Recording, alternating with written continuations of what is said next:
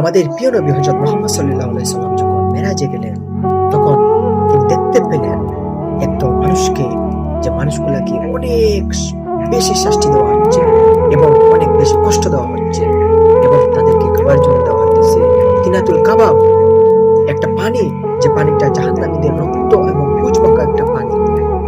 তখন আল্লাহর নবী হযরত জিবরাইল আলাইহিস সালামকে বললেন, ভাই জিবরাইল, ওই মানুষরা কারা, কেন তাদেরকে এত বেশি কষ্ট দেওয়া হচ্ছে ভাই?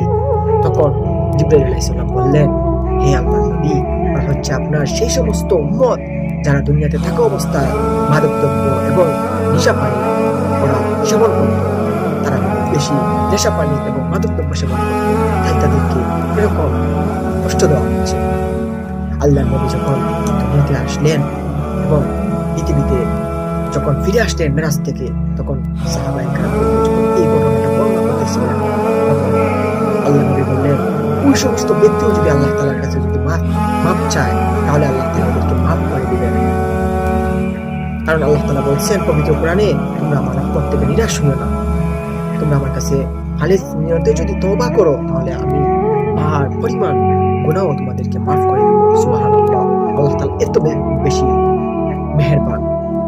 তারপর যদি ওই ব্যক্তিরা আবার গুনাহ করে, তাহলে আল্লাহ তাআলা তাদেরকে এরকম শাস্তির ব্যবস্থা করছেন জাহান্নামে। তাদেরকে খাবার দেওয়া হবে তিনাতুল কাবাব। তিনাতুল কাবাব নামে একটা খাবার দেওয়া হবে, যেটা হবে তাদের যারা নেশা পানি দুনিয়াতে থাকা অবস্থায় করত তাদের জন্য। তখন সাহাবায়ে কেরাম রাদিয়াল্লাহু তাআলা আনহু বললেন, হে আল্লাহর নবী, তিনাতুল কাবাব, এই খাবারটা কি? তখন আল্লাহর নবী বললেন, এটা হচ্ছে সেই খাবার, যে খাবার জাহান্নামীদের রক্ত এবং পুজ এবং পানি বলে যে আল্লাহ তাআলা যেন আমাদেরকে এবং আমাদের সমস্ত মুসলমান এবং সমস্ত মানুষদেরকে যেন নেশাদ্রব্য এবং মাদকদ্রব্য থেকে যেন দূরে থাকা তৌফিক দান করেন, এবং আমরা যেন কখনো অন্যায়ভাবে মাদকদ্রব্য নেশা পানি না করি। তাহলে আল্লাহ তাআলা আমাদেরকে অনেক ভালোবাসবেন।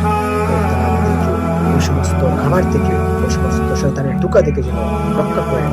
আমরা সবাই আল্লাহ তাআলার দিকে যেন ফিরে আসতে পারি। আল্লাহ তাআলা আমাদেরকে তৌফিক দান করেন।